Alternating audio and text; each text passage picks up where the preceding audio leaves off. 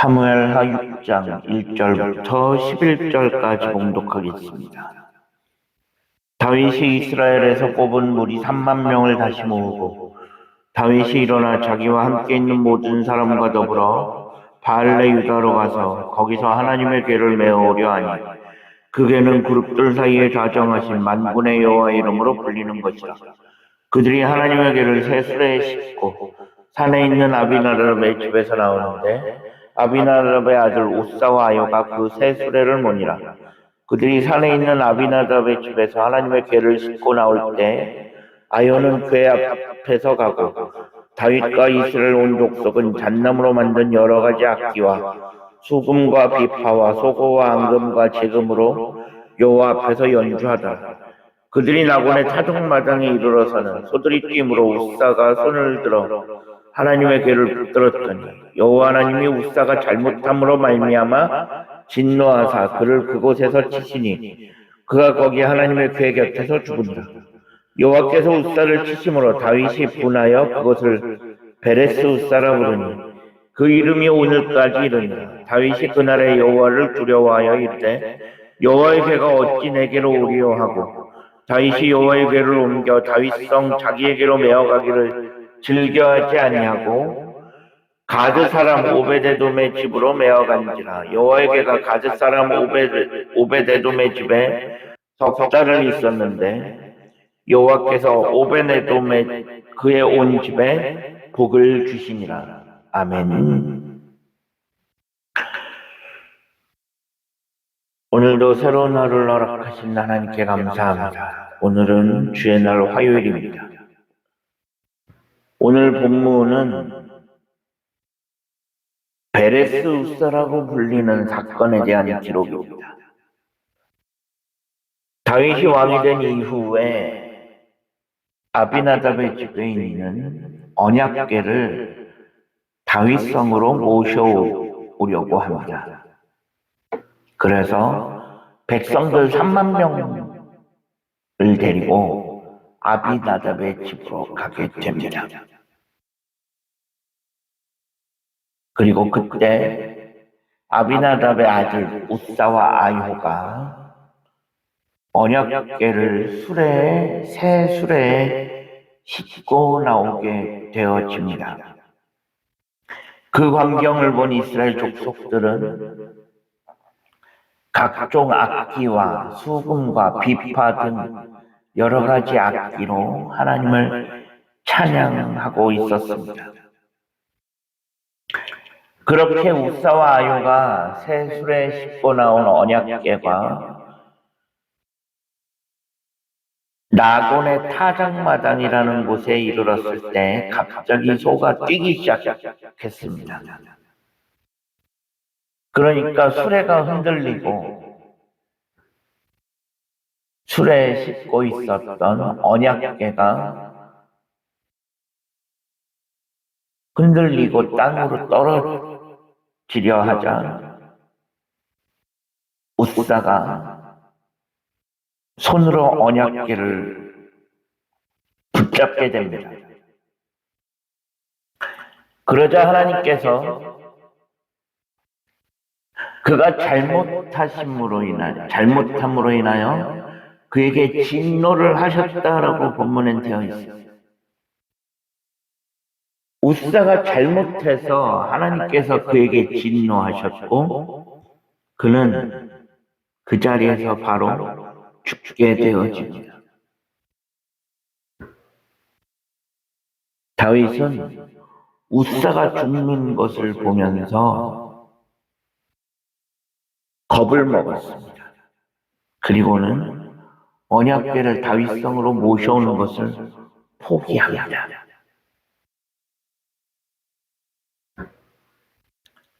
언약궤는 그렇게 해서 오베데돔의 집으로 갑니다. 이것이 베레스 우사라고 불리는 사건의 팩트입니다. 결국 이 사건의 핵심은 우사와 아이호가 언약궤를 새 수레에 싣고 나왔다는 것에 있습니다. 언약궤는 전부터 제사장들이 아론의 후손들이 어깨에 매어 운반하도록 되어 있었습니다. 하나님께서 언약궤를 주실 때부터 이 언약궤를 운반할 일이 생기면 제사장들이 어깨에 매라고 명령하셨습니다. 그래서 언약궤에 보면 어깨에 맬 수 있는 긴 봉이 달려 있었습니다. 마치 우리나라 옛날에 가마꾼들이 가마를 들도록 긴 봉이 달려 있고 앞에 2명, 뒤에 2명이 서서 4명이서 어깨에 매도록 되어 있었던 것입니다. 그런데 우사와 아요는 그렇게 하지 않고 수레에 싣고 나왔습니다. 결국 핵심은 그들이 왜 수레에 싣고 나왔느냐는 것입니다. 하나님은 분명히 제사장들이 어깨에 매라고 하셨는데 그들은 왜 그렇게 하지 않고 수레에 싣고 나왔을까? 몰라서 그랬는가 아니면 알면서도 그랬는가? 아마도 몰라서 그랬다기보다는 알고 있음에도 지키지 않았다는 데 무게가 실립니다.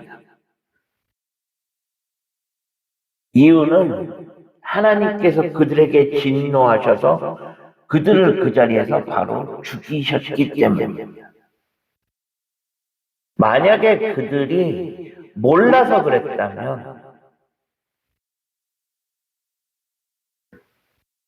하나님께서 그들을 그 자리에서 죽이시지는 않았을 것입니다. 그런데 아비나답의 아들 우사와 아요는 알고 있었습니다.